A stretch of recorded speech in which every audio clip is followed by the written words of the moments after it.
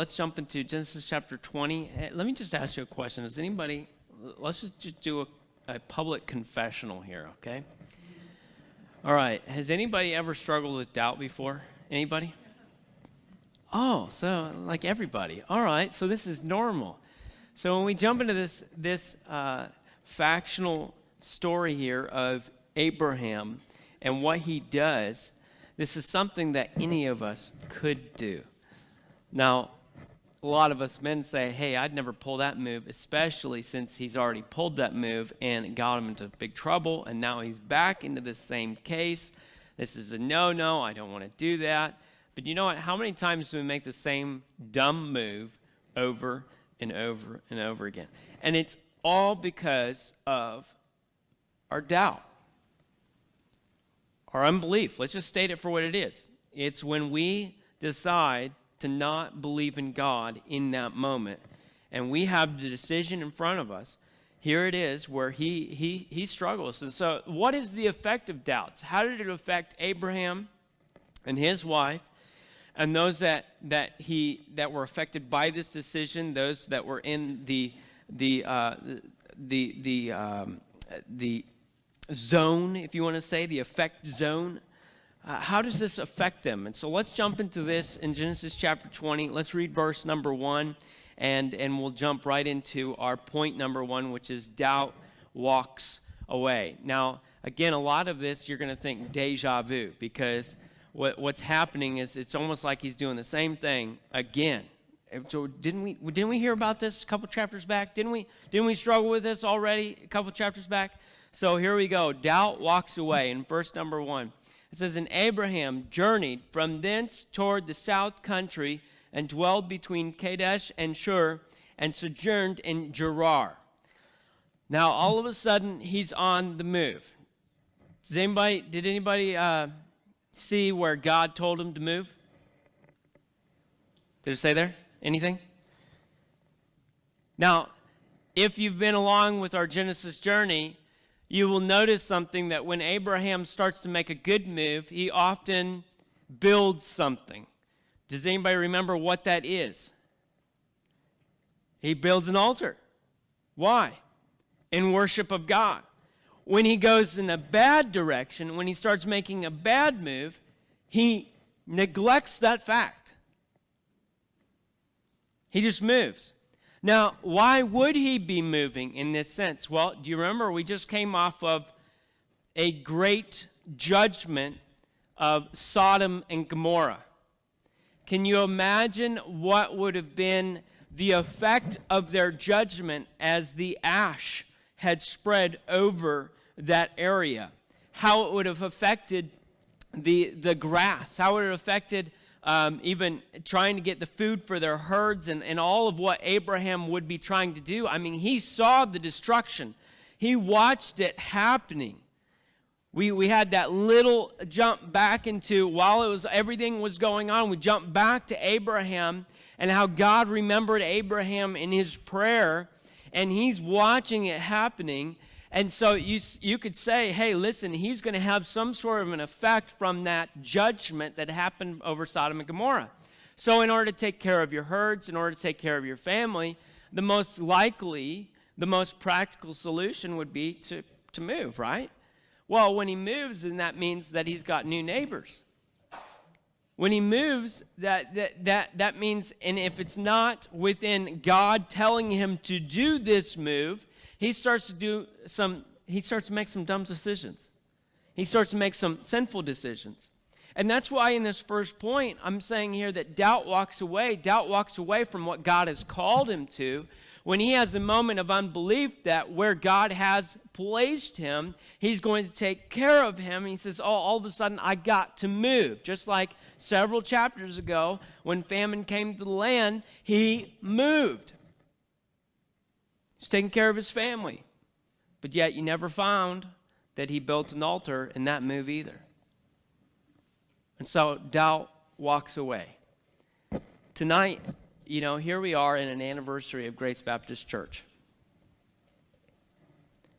And I imagine in the existence of Grace and all of the other churches that you might have been a part of, because maybe some of you have moved to the area, you've been from different states, and so you've had experiences with other congregations. And so a lot of you have been in this scenario where you've been in years and years of dealing with church.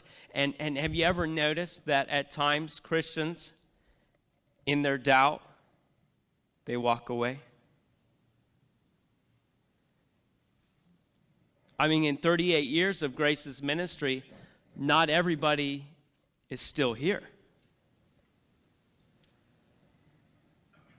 I mean, if you go through how many kids and teenagers have gone through our children's ministry and our teen ministry, and you got to go beyond your fingers and your toes in order to count all these kids, and you're thinking, what happened? Some of it was moving away. A lot of people like to do this mass exodus out of Illinois because there's craziness and chaos here, right? And I think I just heard that we are was it the highest taxed in the United States? We're the highest now. We made it to number 1. Woo woo! All right, yeah. Isn't that exciting? We're number 1. Oh, I've always wanted to be number 1. Not in that situation, but anyway. All right, but you know, people move. My daughter, she's told me a couple of times where some of her classmates, they're moving in a month or in 2 months. They're moving. Okay, why? Because people want to get out of Illinois. All right, but so that sometimes that happens where people move for that sake, and so we lose people for that reason. But yet in other reasons, we lose people because of doubt. They walk away. There's this term that's come up not too long ago. It's been in the making for a couple of years. It seemed to be some trendy factor where deconstructing your faith was starting to be popular. And I struggle with that. You know, people that have raised a following, have a following on YouTube and all of that, all of a sudden it started getting trendy of, oh, I'm deconstructing my faith. Man, that's sad. Why? Because of doubt. You notice here as Abraham is walking away, he doesn't set up the altar for worship.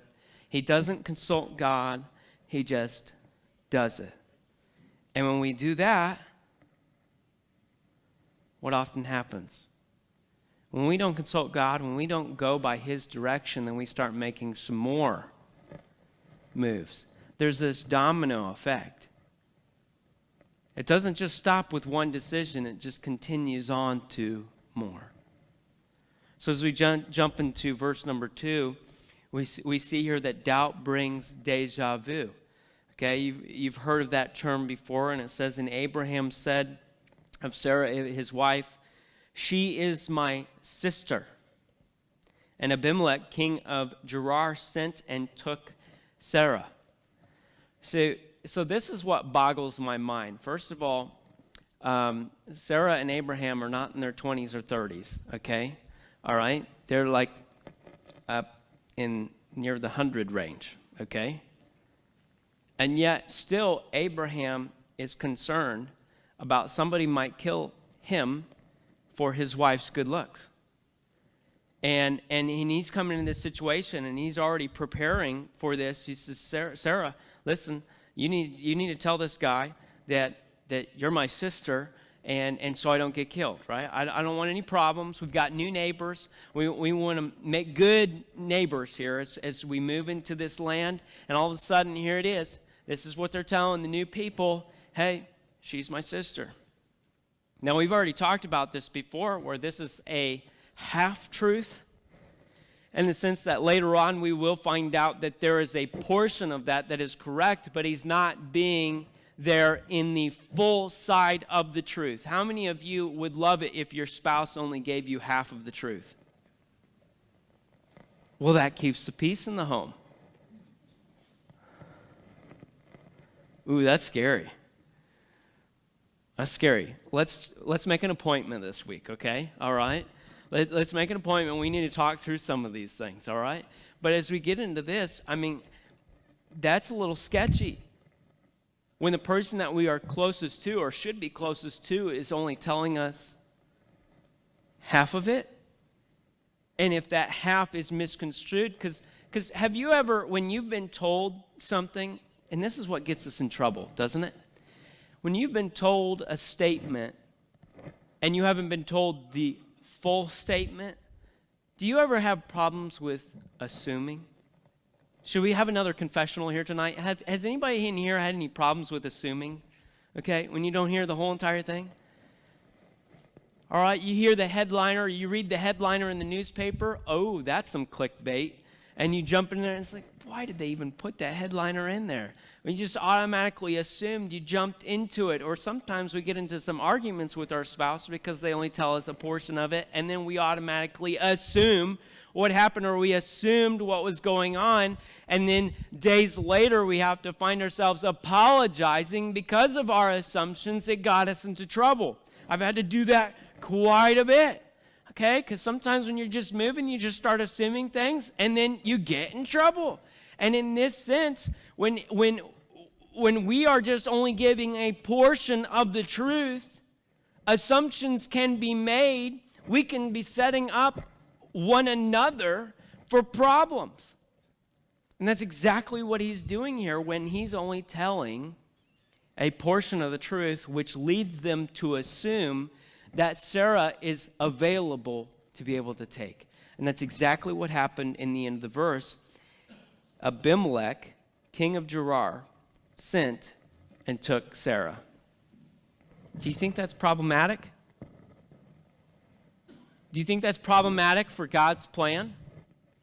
Well, us who have heard the story before, we say, oh, no, nothing's problematic for God's plan. It's going to happen no matter what. But in that moment, Abraham is setting them up for problems concerning God's plan.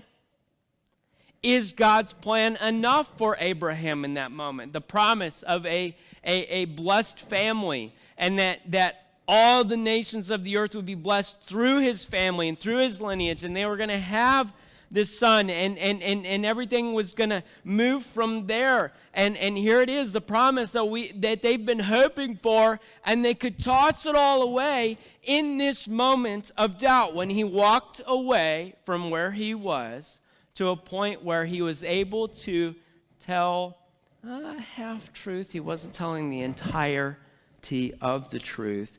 Here we have another problem.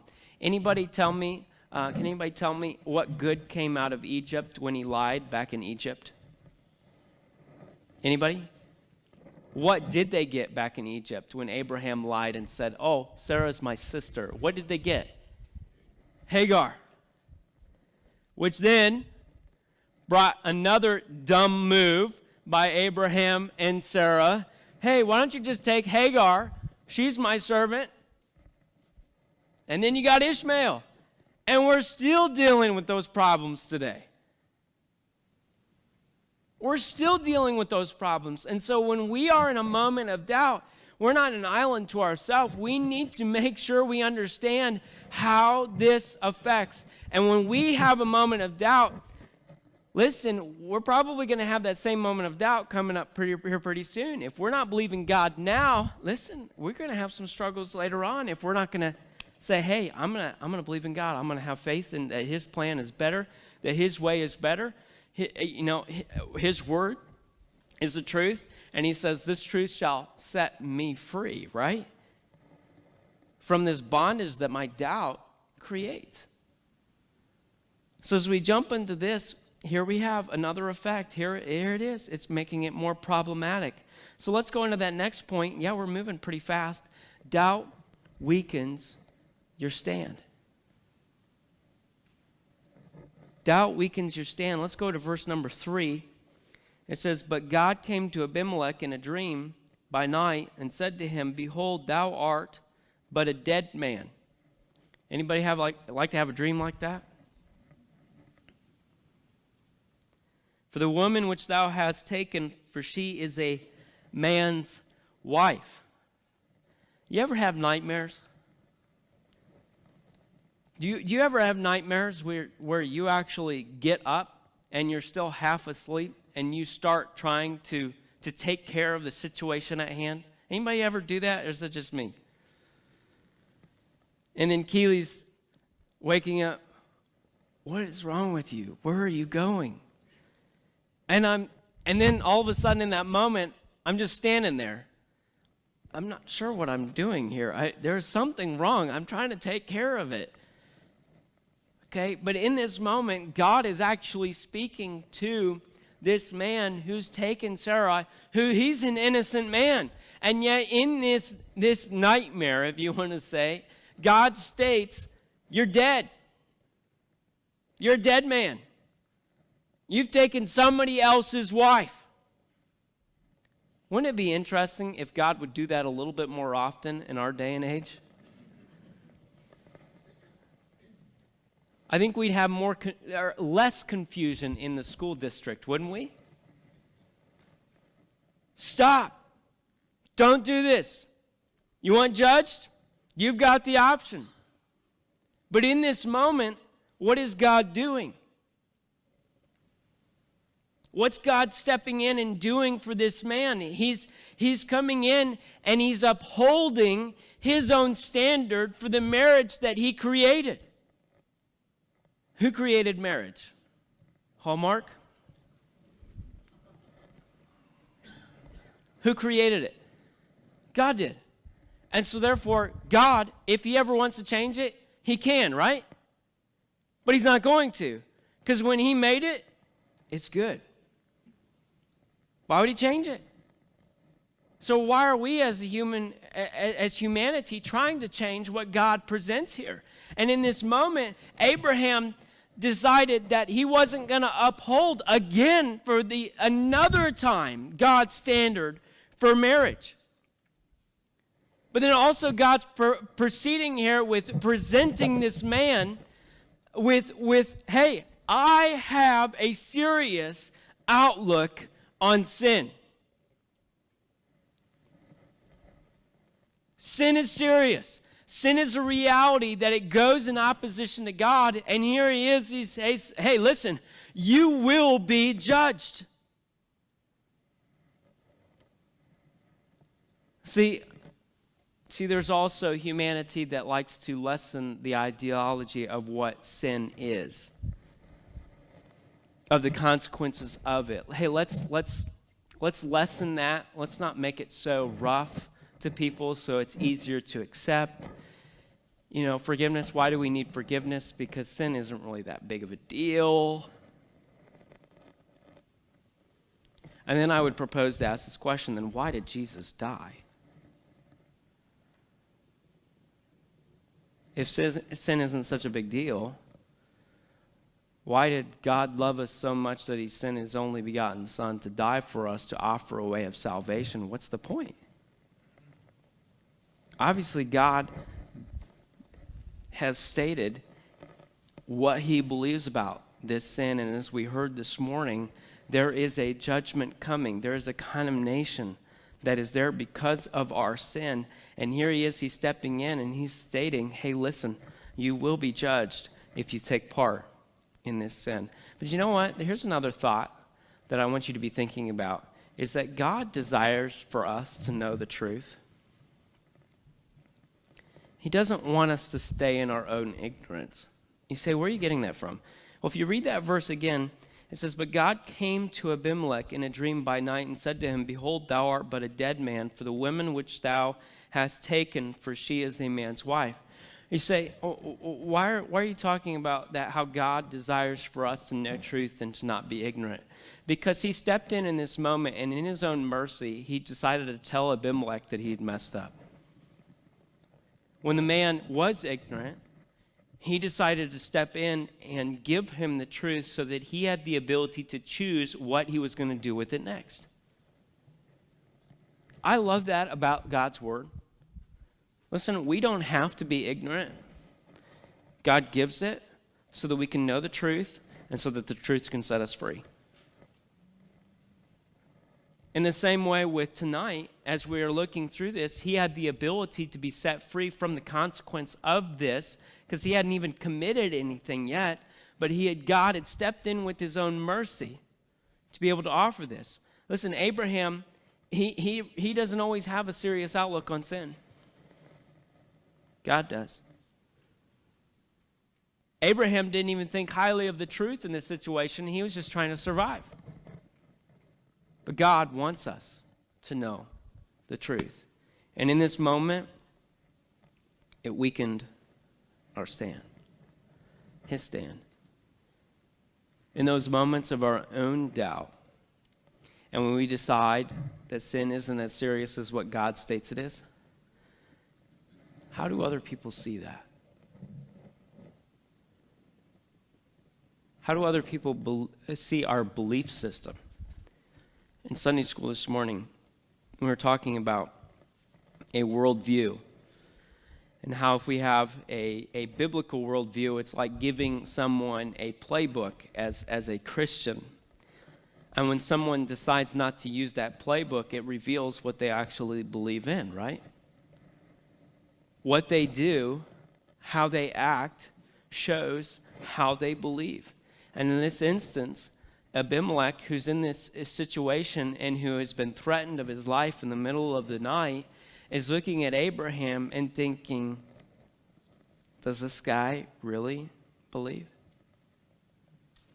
Because as we jump into the next few verses, let's go to our fourth point, doubt breeds irony. We go into verses 4 through 7. It says, but Abimelech had not come near her. Okay, he hadn't even touched her. And he said, Lord, wilt thou slay also a righteous nation? Said he not unto me, she is my sister? And she herself said, he is my brother. In the integrity of my heart and innocency of my hands have I done this. So he's stepping up and he's putting up a defense. Hey, I haven't done anything here wrong. Okay, are you going to judge someone who is innocent? I haven't touched her. I haven't done anything. They lied to me. Verse 6, and God said unto him in a dream, yea, I know that thou didst this in the integrity of thine heart, for I also withheld thee from sinning against me, therefore suffered I thee not to touch her. Now therefore, restore the man his wife, for he is a prophet, and he shall pray for thee, and thou shalt live. And if thou restore her not, know thou that thou shalt surely die, thou and all that are thine.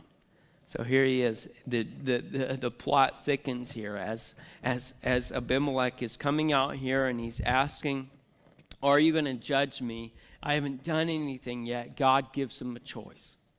He gave him the truth, and now he's allowed to choose based on the truth that's been presented to him. He could still make a choice. We have a free will. God has created us with a free will, and we see that here in this fact right there.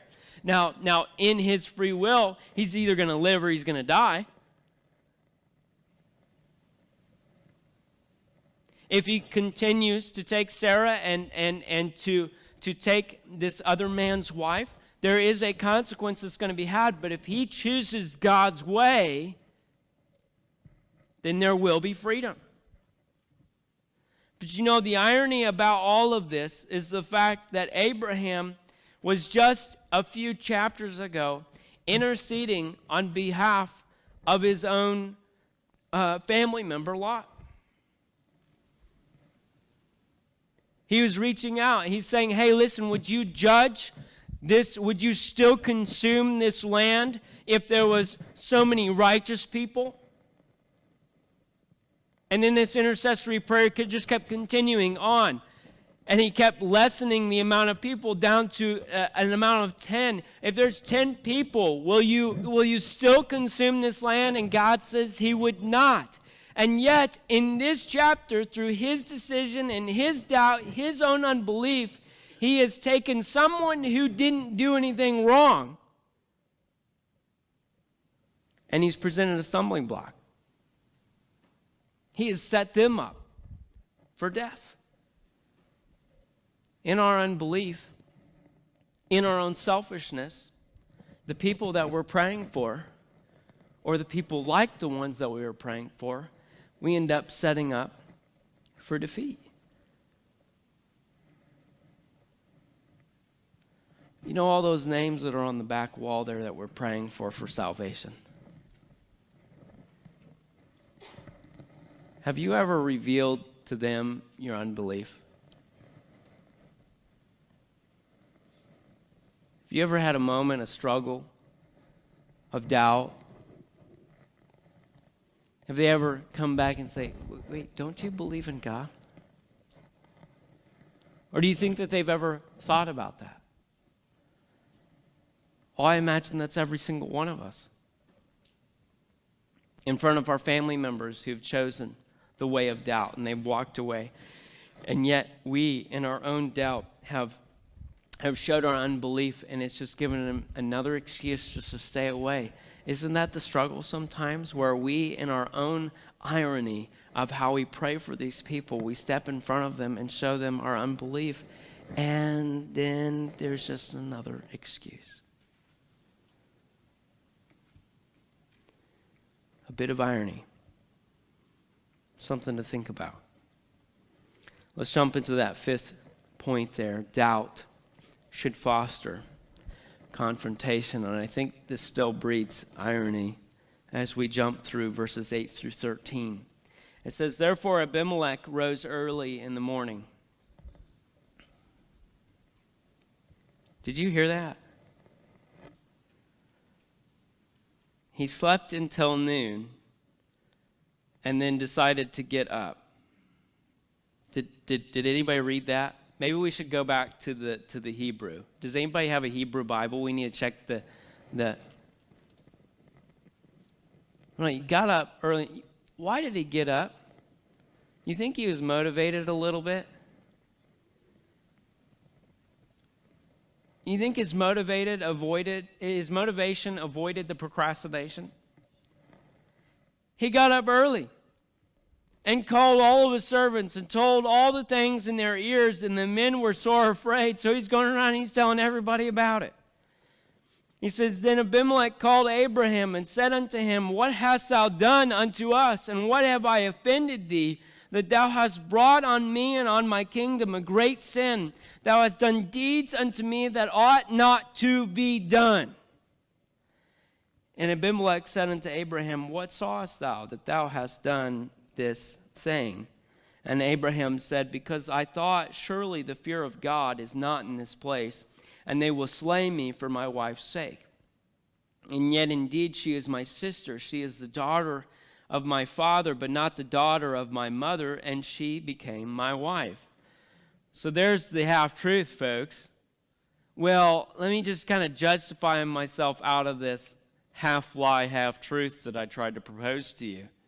Here, let me justify my sin. Here he is. He's trying to do it. And it goes on into verse 12. And yet indeed she is my sister. She is the daughter of my father and not the daughter of my mother. And she became my wife. And it came to pass when God caused me to wander from my father's house, that I said unto her, this is thy kindness which thou shalt show unto me at every place whither we shall come. Say of me, he is my brother. So this is some agreement that they made early on. Anytime we go somewhere, doesn't matter where we're going, just let them know, you're my sister, not my wife. I don't want any problems.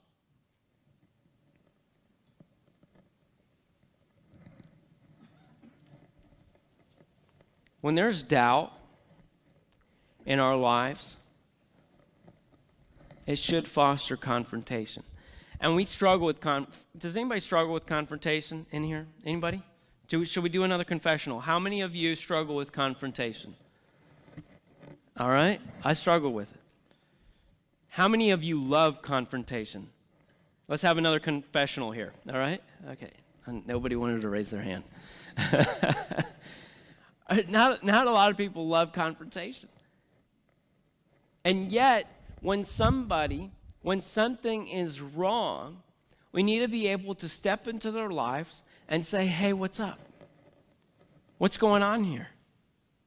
We need to care enough to the point where we step in and say, hey, why are you doing this? Why are you making these steps? You know what? Those people, sometimes they turn around and say, you're mean. Why are you doing this to me? Listen, you're not mean for talking about how things are going awry here.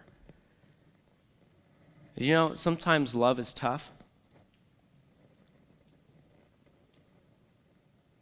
I imagine talking about Did anybody watch that video clip where I think it was the president of Ukraine was there in a video clip, and they were doing something with the news, and there was a guy behind him, and he was holding a gun, and all of a sudden the magazine clip just fell out of his gun. And you could tell, like, this is a problem. So he's trying to pass it off, like he was trying to hide it. So he kind of slid his hand over where it would have been the magazine, because he doesn't want to be in front of the entire international news here. He doesn't want to look like an idiot. Magazine dropping out. Here it is. There's war going on. And one of the other guys, you could tell he'd been doing this he's probably a vet. He's been doing this for a long time. He doesn't care about the cameras. He just walks over, grabs the clip, and he gives it to him. Say, why? Because, you don't want to go off to war with your magazine clip on the ground. Why? Because if you care about that person, you want them to survive. You want them to live. There's a reason why there's this phrase called the band of brothers. They want you to continue on. Do you know, we often sing this song, "Onward, Christian Soldiers." How many times does Paul bring up the fact that there is the imagery of us standing in one unit, holding fast, being in one line, sticking together? These are all military tactics that were used in that time period for whatever Roman soldiers, what have you, in order to survive, in order to win. And this is exactly what he's called us to. And so all of a sudden, one of our fellow Christian soldiers, you look over, and their magazine clip dropped out of their gun, and they're trying to hide it. Let me help you out there. Put it in your gun. You're going to need that. When people doubt, we need to step into their lives. When people doubt and people don't step into their lives, people that care about them don't make the confrontation in their lives, guess what? They keep doubting until there is a point where it's hard to make any confrontation in their lives. Have you ever seen that happen? They want nothing to do with it. Well, why didn't you say something 20 years ago? I'm too far gone now. I haven't stepped foot into a church for 20 years. I mean, it'd be embarrassing to show up on a service. And what are people going to say to me? And what if we would have just gone to them right away and said, "Hey, what's going on here? Why are you walking away? Why do you keep showing your unbelief? How can I help you? How can I be your accountability? How can I step in and hold fast? How can show me, where did you drop your magazine? Okay, let me grab it for you. Let's stick it back in there. Let's be ready for the battle, because every single day we have to wake up ready for war. Because a spiritual battle, there's no quit. There's no negotiations. It just keeps going.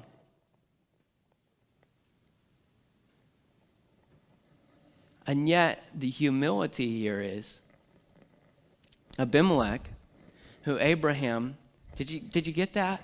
When he moved to this place, he said he didn't think anybody feared God.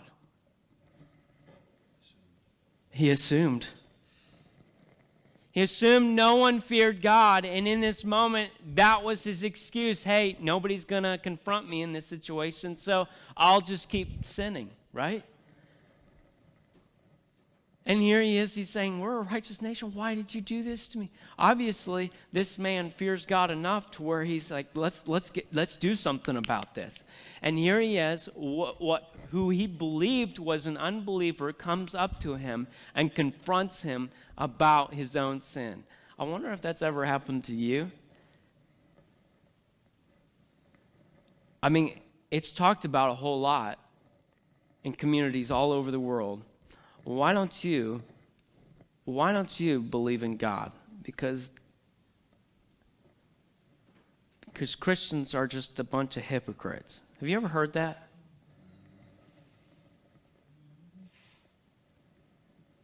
That's a pretty good confrontation, don't you think? Now, I often return to, hey, none of us are perfect. You don't usually go to a hospital if you're all good. Anybody go to a hospital? They just like making appointments with their doctors when they're totally good. Okay? I don't like stepping foot in there. Okay? Unless I'm visiting someone else. It's a lot, easier on my part, right? But in that sense of you don't usually go to a hospital unless you're sick. Why do we gather as a church? Because we know that Christ hasn't come and got us yet. And so there's still a progressive sanctification happening. We're still growing. And so we need to still learn more. And so, hey, I'm not perfect. I'm not trying to present to you that I'm perfect. I'm just here gathering with the people who don't believe that they're perfect and know that they need more of Jesus. And they want to come and to love and provoke into love and to good works. They want to assemble together. They want to encourage. They want to be able to confront when there's doubt. This needs to happen. And so that's usually how I respond. Listen, I understand. You probably think a lot of people are hypocrites because they say one thing and do something totally different. But this should only help us in striving to be more like Jesus. Don't give up when they say that. Say, hey, I understand. I'm a sinner saved by grace. I still need Jesus today just as much as I did the day I got saved. That's what the gospel is all about. So as you jump into this last part, here it is. There's a confrontation. But in this last point, I say doubt doesn't deserve respect, but God does. I think it's interesting in how he responds in Abimelech in these verses 14 through 18. It says, and Abimelech took sheep and oxen, and men servants and women servants, and gave them unto Abraham, and restored him Sarah his wife. So all of a sudden, Abram just got a ton of stuff. Now in that moment, how many of you think, wait, he doesn't deserve any of this? You're struggling with why is Abimelech giving him all this stuff when he's just been threatening his life? Abraham set him up for defeat. What's going on? It goes on, and Abimelech said, behold, my land is before thee, dwell where it pleaseth thee. Hey, take up shop. Go ahead. Live here. It just blows my mind that he's allowing this. But you know what? That's some extra humiliation for Abraham. You think God's using this in a mighty way? It goes on and says, and unto Sarah he said, behold, I have given thy brother 1,000 pieces of silver. Ooh, that'd be nice, wouldn't it? Behold, he is to thee a covering of the eyes unto all that are with thee, and with all other. Thus she was reproved. In the sense of he wanted to honor the purity to where he did not touch her. He wanted to prove that there was purity there. There was nothing that happened. And so he just threw in a ton of silver to Abraham. So Abraham prayed unto God. And God healed Abimelech and his wife and his maidservants, and they bare children. For the Lord had fast closed up all the wombs of the house of Abimelech because of Sarah, Abraham's wife. And so here we find another consequence of what had happened in this situation where no one else was going to be having children in Abimelech's kingdom. All those that he was taking care of, all those that he was leading, all of a sudden, no more growth. No more people. This is it. And yet the person that had sinned against him, the person that had lied gets to pray for him, and then God heals him. How humiliating for Abraham. And you say, why is God making him do all this? So he won't do it again.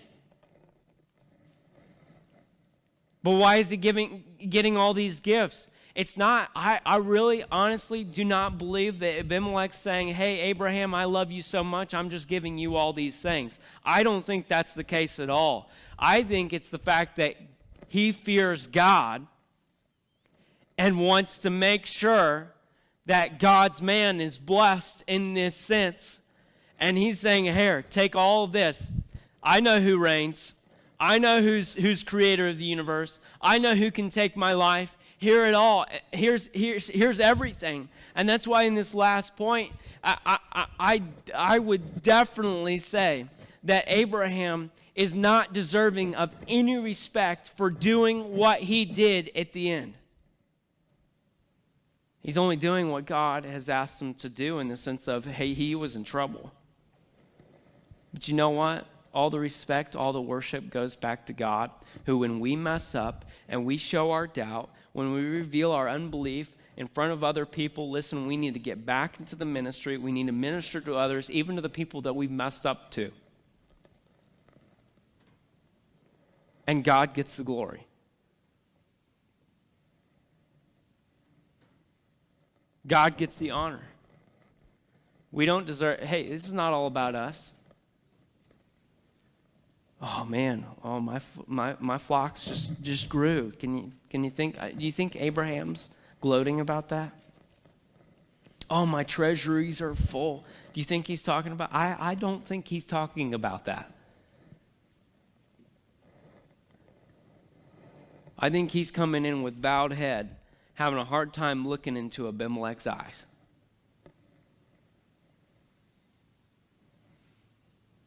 And he puts his belief back in God, prays to him, asks him for blessing, for healing upon this people, and gets back to business. You know what's important here? Like I said earlier, when somebody steps into our life to confront doubt, sometimes it's painful. But when we return back to our belief in God, that's what's best. And God gets the glory. Oh, well, Pastor McPhillips, he's doing such a great job bringing in the sheaves. Oh, man, he's good. You know, Pastor McPhillips doesn't want that. He doesn't want the people to glorify him. He wants that to be turned back to God. Say, man, God's just using Pastor McPhillips as a tool to be able to bring him in. Well, our children's program, they're just so amazing. Oh, can you believe it? I mean, our workers, they're top-notch. They are better than any church in our community. Oh, man, and we just go on and we just start praising them. Listen, our children's workers, if they're up to snuff, they don't want the glory. They want God to get the glory. Oh, our teen group, it's actually growing. Oh, man, Barry, he must be a great teacher. Oh, Carlton, he must be doing, the Carlton back there to bring them all in, He's just bringing them all in. Oh, it's just great. Listen, if they're up to snuff, they're saying, no. God gets the glory.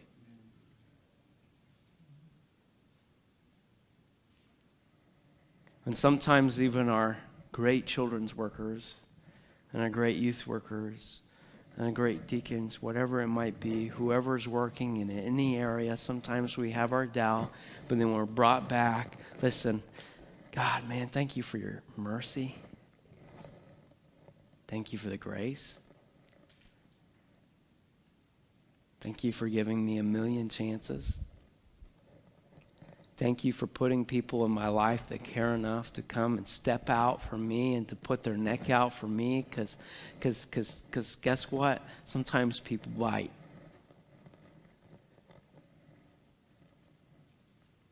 Thank God for using people in my life to bring me back to the cross. That's what this is all about. It's a doubt. has great effect. But listen, my challenge to you is step into people's lives to help them in their doubt. When you're having your doubt, shut it down. Go back to God. Make sure you're in worship.